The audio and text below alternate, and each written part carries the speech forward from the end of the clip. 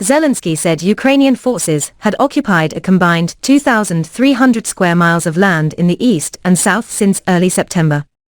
Zelensky described the strike as the sign of desperation for those who made this war.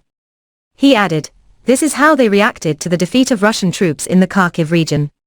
They cannot harm our heroes on the battlefield, which is why Russia is carrying out heinous strikes on civilian infrastructure." Russia invaded Ukraine on February 24 in a multi-day, military special operation, to bring the country back under the control of the Kremlin, but suffered a humiliating defeat near Kiev and fled.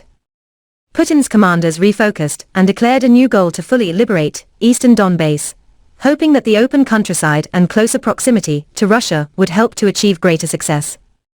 Months of bloody war of attrition ensued, with heavy casualties on both sides, while Russia advanced slowly but steadily under heavy artillery fire. But as that progress slowed, Ukraine, which had spent time recruiting and training new soldiers and equipping them with new supplies of Western weapons, launched a long-awaited offensive to retake the southern city of Kherson.